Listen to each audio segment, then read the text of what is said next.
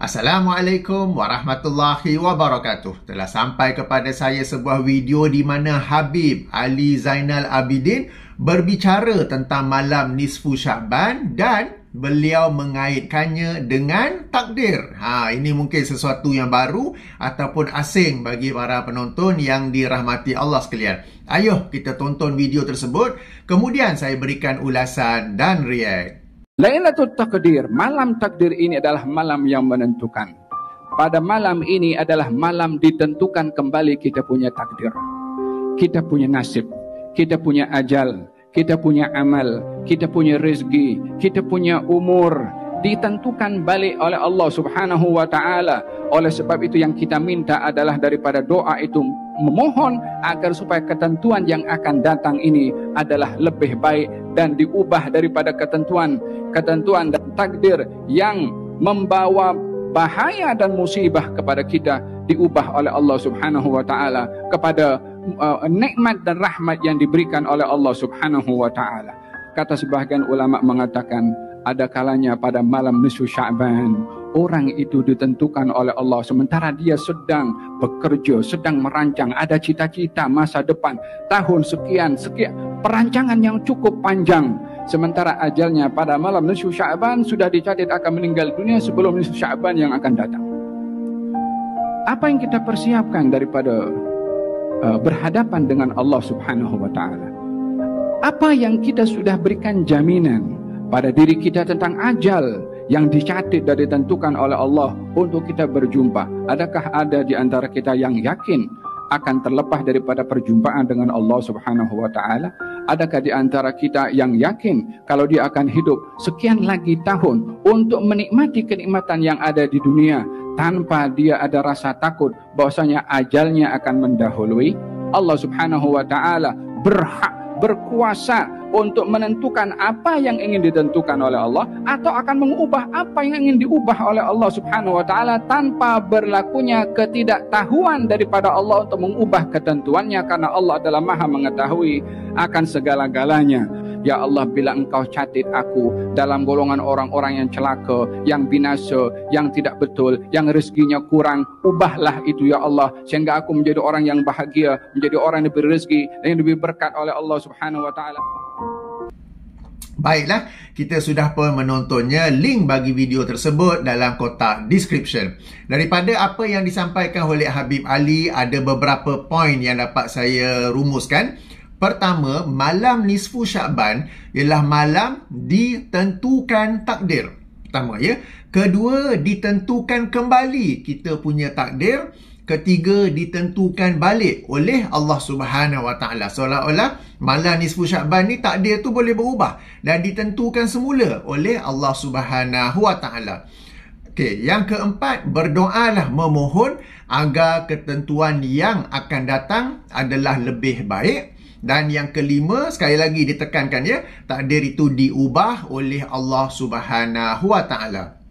Baik, daripada poin-poin ni saya lihat ada dua poin penting lah yang boleh kita rumuskan kepada dua poin penting.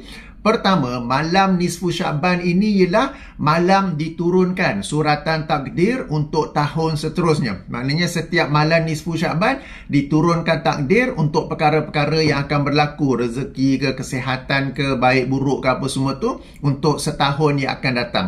Bila sampai nisfu Sya'ban akan datang, diturunkan lagi takdir untuk setahun lagi yang akan datang. Ini yang pertama. Yang kedua, takdir yang ditentukan balik diubah oleh Allah Subhanahu wa ta'ala. Baik, yang kedua ni saya tak nak sentuh sebab ia melibatkan persoalan ataupun perbincangan yang lebih besar.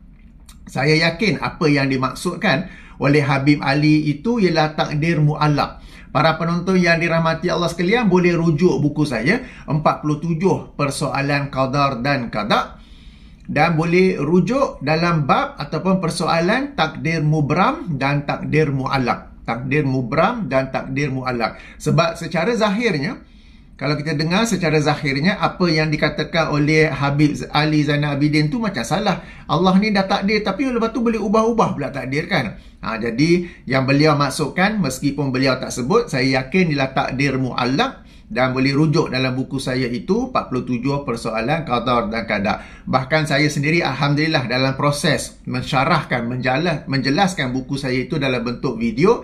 Sila ikuti siri video saya itu, insya-Allah bila sampai bab itu saya akan jelaskan.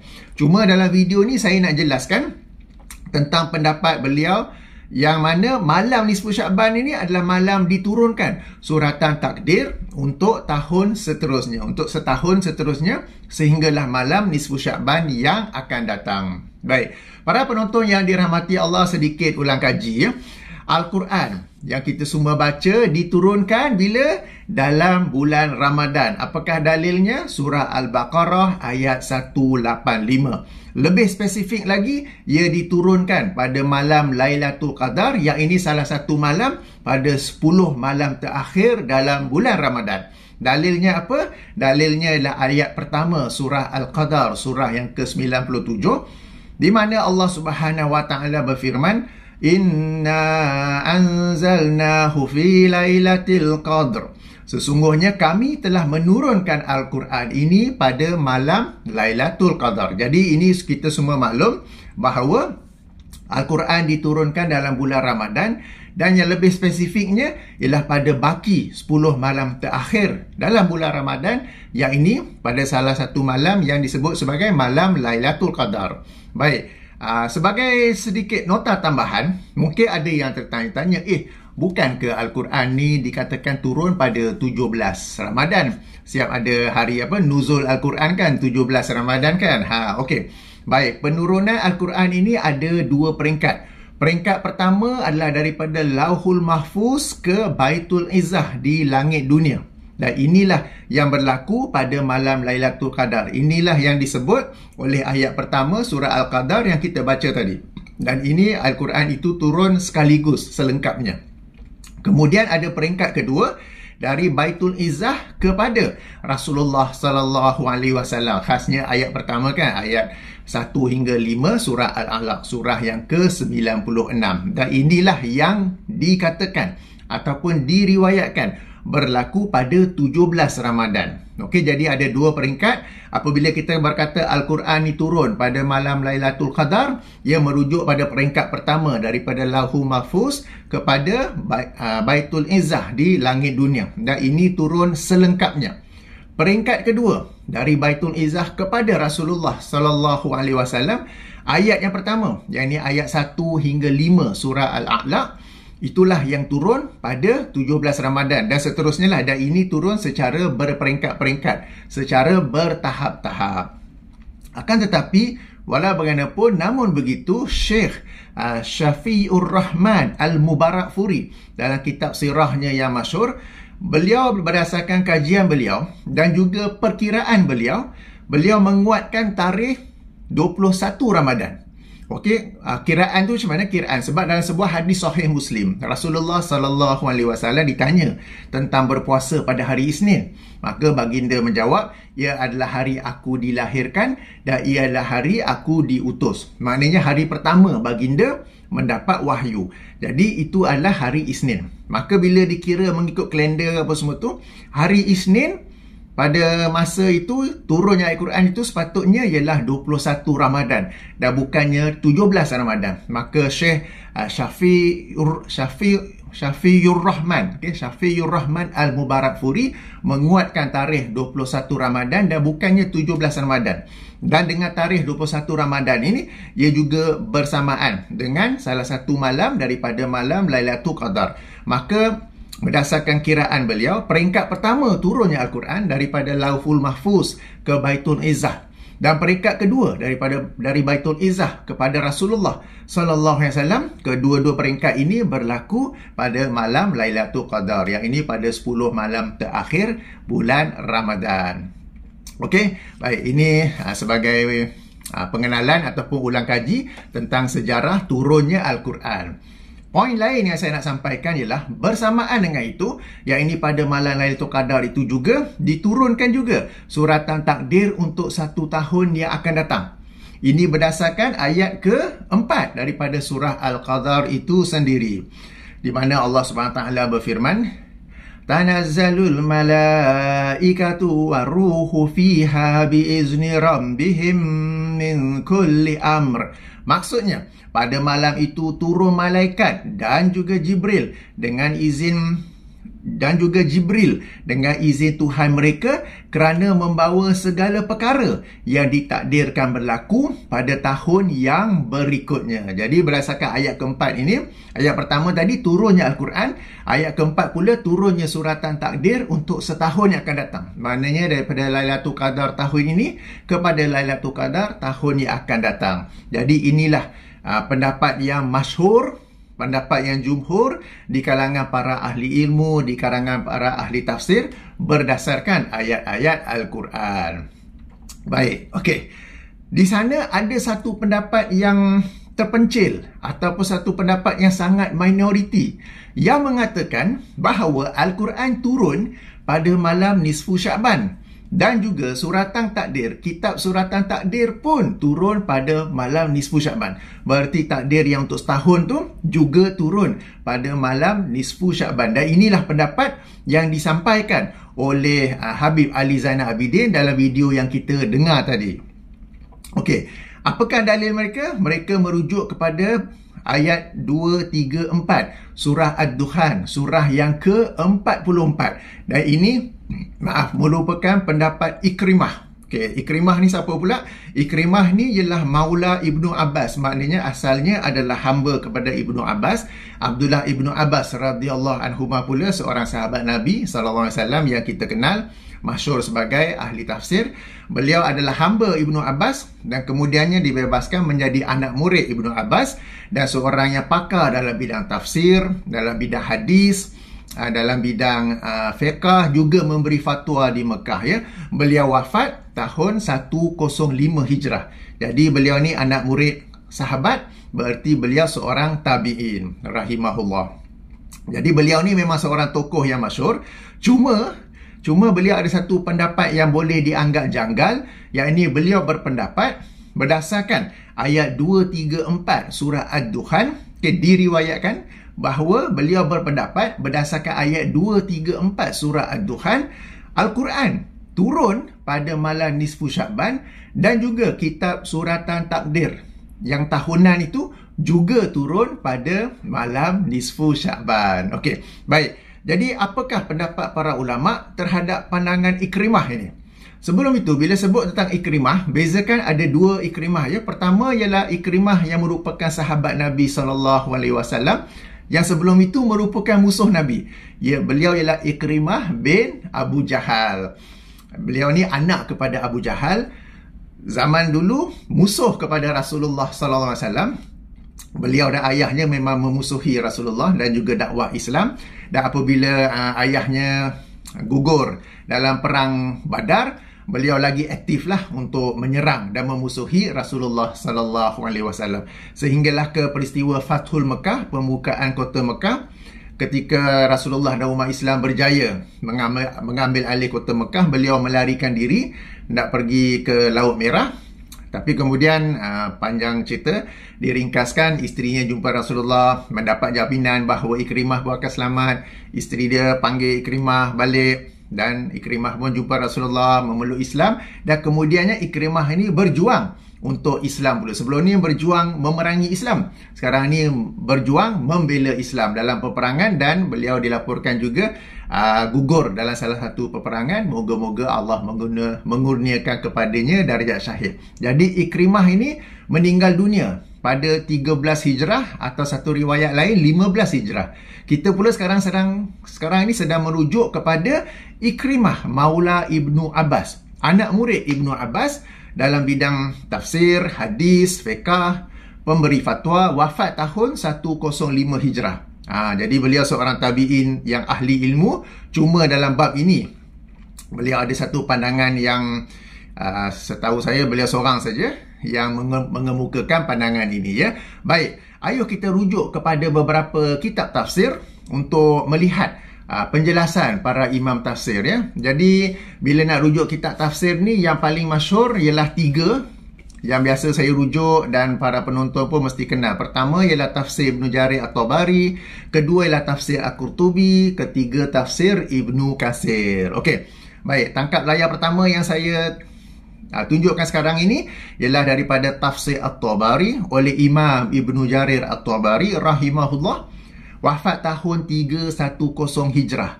Edisi tahqiq Syekh Dr. Abdullah bin Abdul Muhsin At-Turki, ya, edisi Maktabah Syamilah, jilid 21, muka surat 6. Tafsir bagi ayat 2 dan 3 surah Ad-Dukhan, surah yang ke-44. Sebelum tu, ayo kita baca dulu ayat itu, ya. Di mana Allah Subhanahu Wa Taala berfirman, ayat pertama, Hamim wal kitabil mubin, Inna anzalnahu fi lailatin mubarakah, Inna kunna munzirin. Baik, terhadap ayat ketiga ini, sekarang baru kita rujuk kepada tafsir At-Tabari. Beliau mengemukakan dua pandangan tentang Inna anzalnahu fi lailatin mubarakah. Pandangan pertama merujuk pada malam Lailatul Qadar. Pandangan kedua merujuk kepada malam nisfu Syaban. Bahkan dalam tangkap layar itu, kalau tengok di rangkap yang pertama, ada di situ, ya, wa qala akharuna bal hiya lailatun nisfi min Sya'ban. Dan berkata pendapat yang lain, bahkan ia adalah malam nisfu Sya'ban. Kemudian berkata Ibnu Jarir At-Tabari, was-sawabu minal qawli fi zalika qawlu man qala ana biha lailatul qadr, lianna Allah akhbara ta'ala zakarahu anna zalika kazalika biqawlihi inna anzalnahu fi lailatul qadr, yakni surah Al-Qadar ayat pertama. Maksudnya, as-sawabu, yang benar, minal qawli fi zalika, daripada pendapat yang ada dalam isu ini, dalam topik ini, adalah pendapat yang mengatakan bahawa ia merujuk kepada malam Al-Qadar, Lailatul Qadar. Disebabkan Allah Subhanahu Wa Taala telah mengkhabarkan dan menyebutnya bahawasanya yang sedemikian itu berlaku pada malam Lailatul Qadar berdasarkan firman-Nya, Inna anzalnahu fi Lailatul Qadar. Sesungguhnya kami menurunkannya, yang ini Al-Quran, pada malam Al-Qadar. Baik, kemudian tafsir bagi ayat keempat pula. Tadi tu jilid 21 muka surat 6. Sekarang ini jilid 21 muka surat 10 dan 11.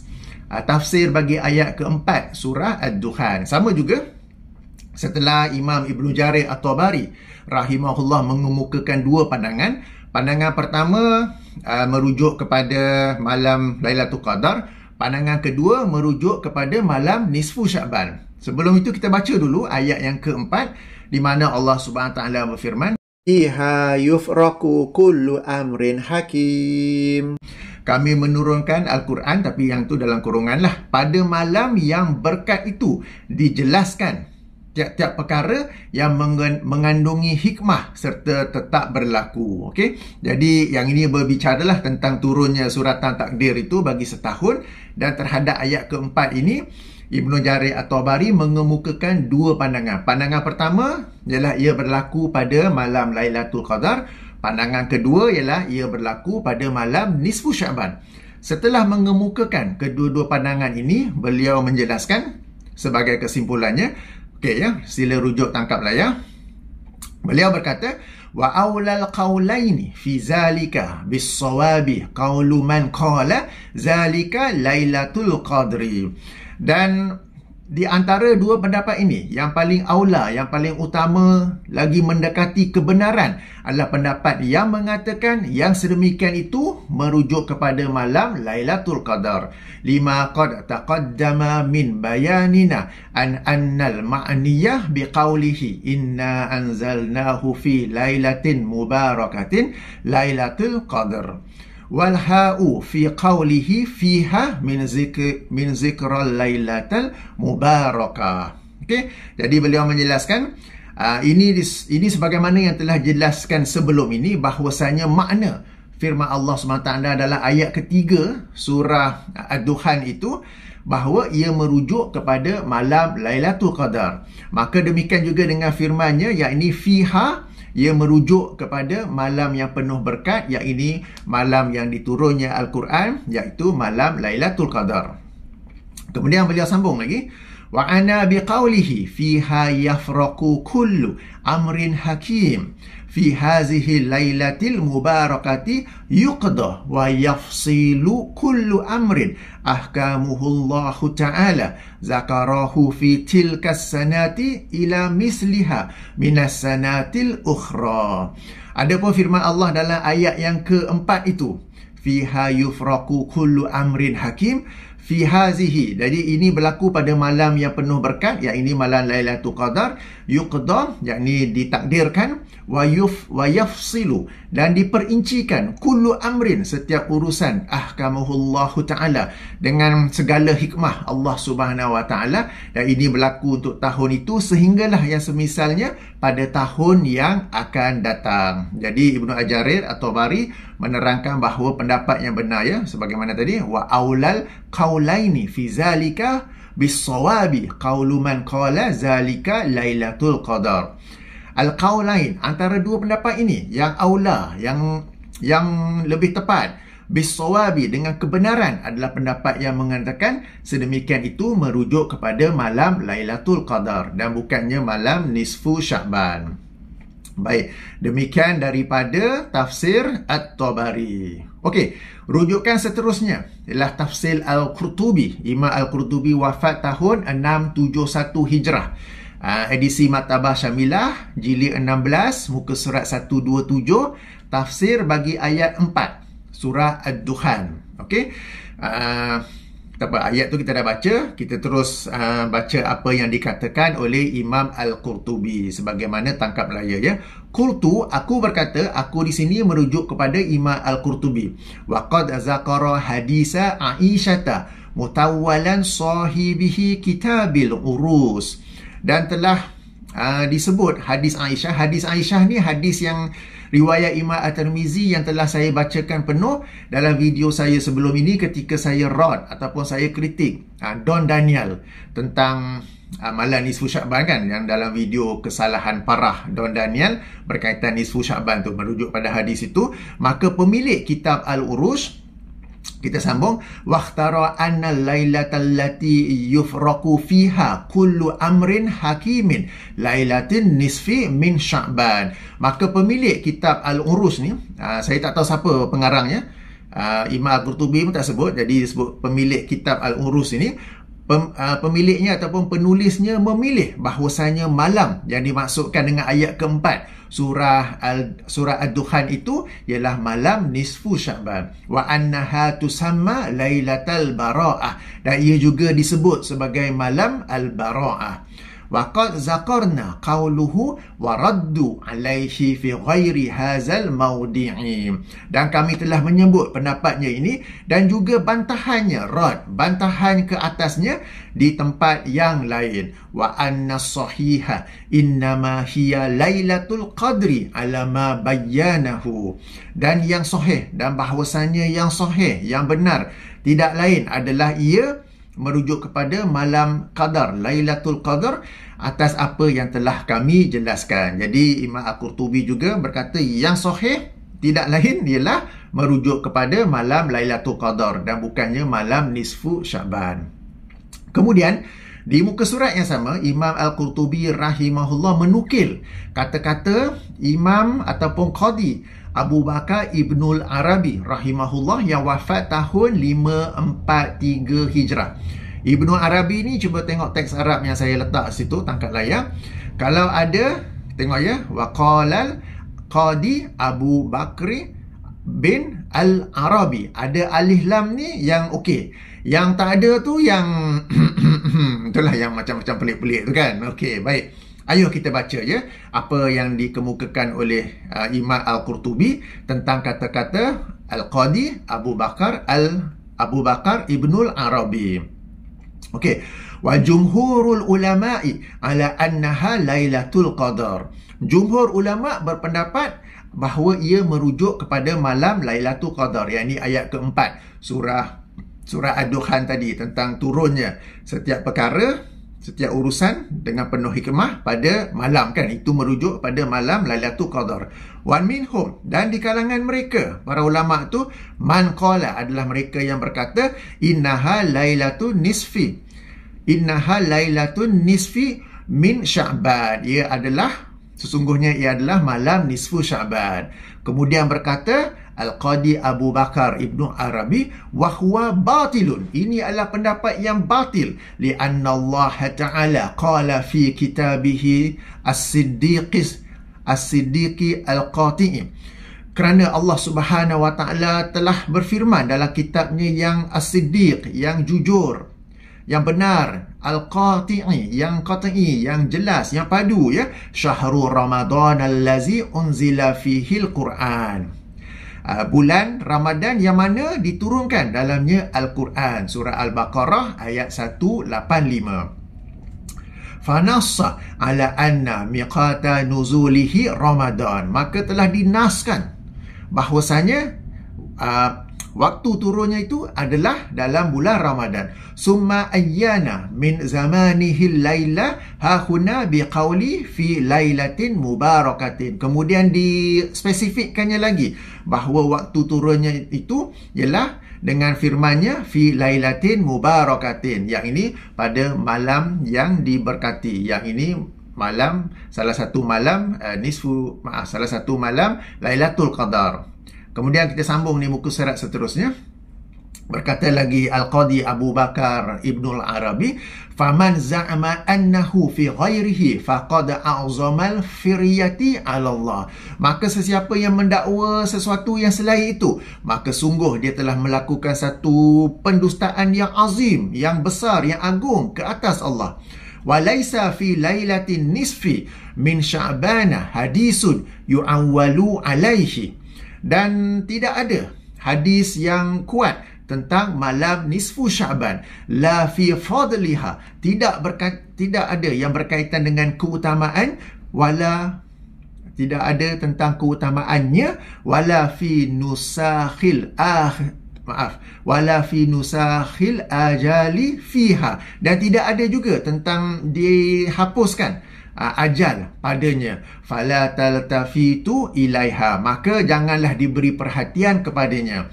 Maka Al-Qadi ataupun Al-Imam Abu Bakar Ibnu Arabi tegas di sini, ya. Dia berkata sesiapa yang mendakwa selain itu, maka dia telah melakukan satu pembohongan yang besar terhadap Allah Subhanahu Wa Ta'ala.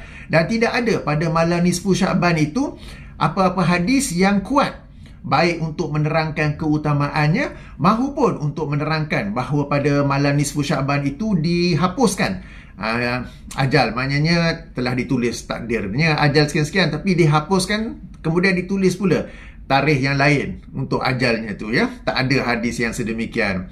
Fala taltafitu ilaiha. Maka janganlah diberi perhatian kepadanya. Demikian daripada tafsir Al-Qurtubi. Okey. Tangkap layar seterusnya daripada tafsir Ibnu Katsir pula. Okey, saya bawa daripada 3 kitab tafsir yang masyhur. Baik, Ibnu Katsir wafat 774 Hijrah. Tafsir terhadap ayat ketiga surah Ad-Dukhan, beliau berkata, yaqulu ta'ala mukhbiran 'anil Qur'anil 'azimi innahu anzalahu fi lailatin mubarakatin wa hiya Lailatul Qadar. Allah Subhanahu Wa Ta'ala mengkhabarkan tentang Al-Quran yang azim ini, Al-Quranul Azim, bahwasanya diturunkan pada malam yang penuh berkat, dan ia adalah malam Lailatul Qadar. Kama qala azza wa jalla, sebagaimana firman Allah azza wa jalla, inna anzalnahu fi Lailatul Qadar. Sesungguhnya kami menurunkannya, yang ini Al-Quran, pada malam Lailatul Qadar. Wa kana zalika fi syahri Ramadan kama qala tabaraka wa ta'ala syahru Ramadan allazi unzila fihi al-Quran. Yakni surah Al-Baqarah ayat 185. Terjemahannya demikian juga, sebagaimana demikian itu berlaku fi syahri Ramadan, dalam bulan Ramadan, kama qala tabaraka wa ta'ala, sebagaimana firman Allah tabaraka wa ta'ala dalam ayat 185 surah Al-Baqarah. Wa qad zakarna fil hadis wa qad zakarna fil ahadisil waridati fi zalika fi suratil baqarati bima aghna an i'adatihi. Dan kami telah pun menyebut hadis-hadis yang warid, yang sahih, yang masyhur tentangnya, fi zalika, tentang topik ini, dalam isu ini, dalam surah Al-Baqarah ketika membicarakan ayat 185 surah Al-Baqarah, maka tidak perlulah untuk diulangi di sini. Wa man qala, dan sesiapa yang berkata, innaha lailatun nisfi min Sya'ban, sesungguhnya ia adalah malam nisfu Sya'ban, kama ruwiya an Ikrimah, sebagaimana yang diriwayatkan daripada Ikrimah. Tadi saya sebutkan ini pandangan seorang tabi'in yang namanya Ikrimah. Berkata Ibnu Katsir, faqad ab'adan naj'ata, maka ia adalah satu pandangan yang amat jauh dari kebenaran. Ab'adan naj'ata fa inna nassal Qur'ani annaha fi Ramadan, kerana sesungguhnya telah dinaskan oleh Al-Quran bahwasanya ia berlaku dalam bulan Ramadan. Okey, jadi demikian penjelasan Al-Imam Ibnu Katsir. Jadi berdasarkan 3 nukilan ini, bahkan kalau kita rujuk dalam kitab-kitab tafsir yang lain pun, para imam, para mufassirin menjelaskan bahawa yang dimasukkan oleh ayat ketiga 2, 3, 4 surah Ad-Dukhan ialah turunnya Al-Quran pada malam Lailatul Qadar dan turunnya kitab suratan takdir pada malam Lailatul Qadar. Mereka juga ada menukil pandangan Ikrimah yang mengatakan ia merujuk kepada malam nisfu Sya'ban, namun mereka menyatakan itu adalah pandangan yang lemah. Bukan berdasarkan ijtihad, tetapi berdasarkan ayat Quran yang saling menjelaskan antara satu sama lain. Sangat jelas dalam surah Al-Baqarah ayat 185, Al-Quran ini diturunkan dalam bulan Ramadan. Sangat jelas dalam ayat pertama surah Al-Qadar bahawa Ramadan tu sebulan kan. Tapi lebih spesifik lagi pada 10 malam terakhir dalam bulan Ramadan, iaitu Lailatul Qadar. Kemudiannya dalam ayat keempat surah Al-Qadar bahawa juga diturunkan ialah suratan takdir untuk setahun yang akan datang. Jadi tafsiran Ikrimah berseorangan dalam hal ini bahawa ia merujuk kepada malam nisfu Sya'ban adalah tafsiran yang lemah, disanggahi oleh ayat-ayat Quran, disanggahi juga dengan hadis-hadis yang menerangkannya.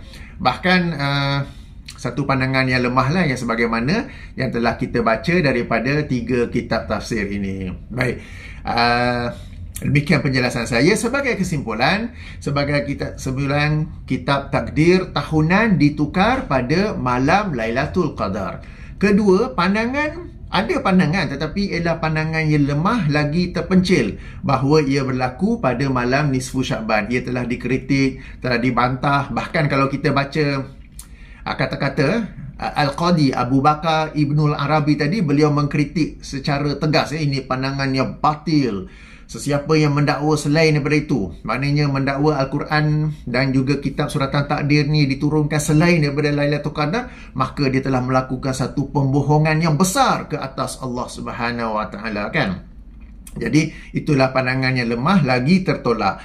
Saya pun hairan, kenapa Habib Ali Zainal Abidin menyampaikan pandangan tersebut dalam video yang kita dengar tadi. Ia adalah satu pandangan yang sangat terpencil. Kan? Dan saya yakin di kalangan para penonton pun mungkin ada yang pertama kali dengar yang mengaitkan takdir dengan malam nisfu Sya'ban. Ya tak apa. Kalau yang belum tahu, sekarang tahu, memang ada pandangan, tetapi ialah pandangan yang terpencil lagi lemah. Yang kalau sebelum ni tahu, sekarang ketahuilah bahawa ialah pandangan yang terpencil lagi lemah. Moga-moga dengan penjelasan saya ini, Habib Ali Zainal Abidin dan sesiapa lain yang berpegang kepada pandangan bahawa kitab suratan takdir ditukar pada malam nisfu Sya'ban dapat menyemak dan merujuk kembali pandangan mereka itu. Saya telah membacakan daripada 3 kitab tafsir, dan sebenarnya kalau rujuk pada kitab-kitab tafsir lain pun demikianlah juga penjelasannya. Dan ini bukan kita kata pendapat ulama, tetapi ia dinaskan oleh ayat Al-Quran. Baik, demikian ulasan dari saya. Saya tutupi dengan subhanakallahumma wa bihamdika asyhadu an la ilaha illa anta astaghfiruka wa atubu ilaika. Assalamualaikum warahmatullahi wabarakatuh.